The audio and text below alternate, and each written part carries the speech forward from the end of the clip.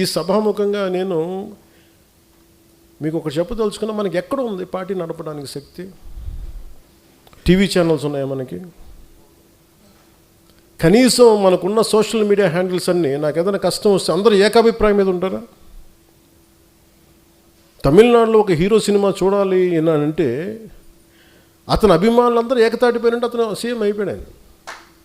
ఇక్కడ మన అభిమానులందరూ సినిమా పరంగా ఇష్టపడతారేమో కానీ పాలిటిక్స్ రాగానే కులం వచ్చేసింది బయట. కులానికి విడిపోయారు, కొంతమంది పార్టీలుగా విడిపోయారు. ఎక్కడ ఏకాభిప్రాయం ఉంది ఇక్కడ? మరి ఇలాంటి వైరుధ్యమైన వాతావరణంలో ఎదిగి ఇక్కడ దాకా రావటమే ఒక కొండరాయిని బద్దలు కొట్టుకొని ఒక మొక్క పెరిగితే ఎలా పెరుగుతుంది అంత కష్టం వచ్చింది. అంటే మనకి గుదిబండ్లు పెట్టేశారు, గుదిబండ్లు పెట్టుకుని ఇంత వచ్చింది మొక్క. అంత కష్టం ఆంధ్రప్రదేశ్ పాలిటిక్స్. నువ్వు ఎలా గెలుస్తావో చూస్తాను అనేవాళ్ళు ఎక్కువ. నువ్వు గెలవకుండా చూసుకునే బాధ్యత మాది. నేను ఎవరికేం ద్రోహం చేయలే, వాళ్ళ గురించి ఎప్పుడు నెగిటివ్గా మాట్లాడలా.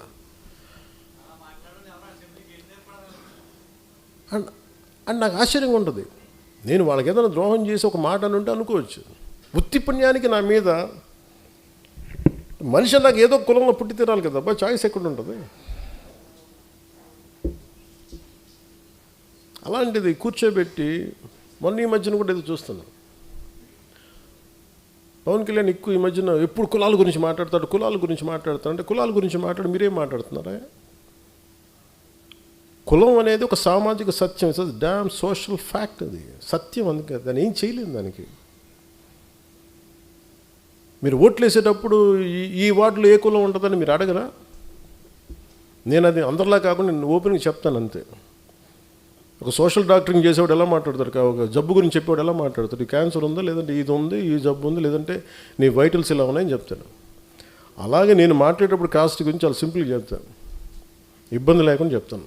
ఎందుకంటే నా లోపల నా కులం అనే భావన లేదు, మన మనుషులు అనే భావన ఉంది నాకు. మొన్నదాకా మాట్లాడిన వాళ్ళందరూ ఇప్పుడు నువ్వేం చేసావు నీ కులానికి మాట్లాడుతూ ఉంటారు. నేను ఎప్పుడన్నా కుల నాయకుడు అని చెప్పాను అసలు? ఎప్పుడన్నా నేను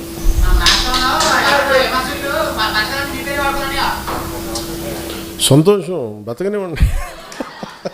మన పేరు చెప్పుకొని 10 సబ్స్క్రైబర్స్ పెరిగితే మన పేరు చెప్పుకొని 10 రూపాయలు యూట్యూబ్ డబ్బులు, సంతోషం ఏముంది?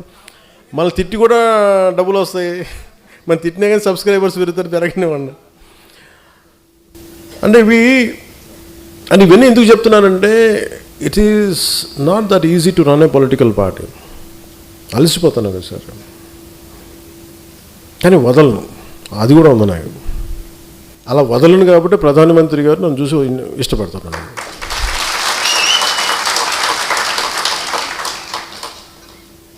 ఒక ఆడబిడ్డ ఎక్కడో ఒమాన్లో ఇరుక్కుపోయి,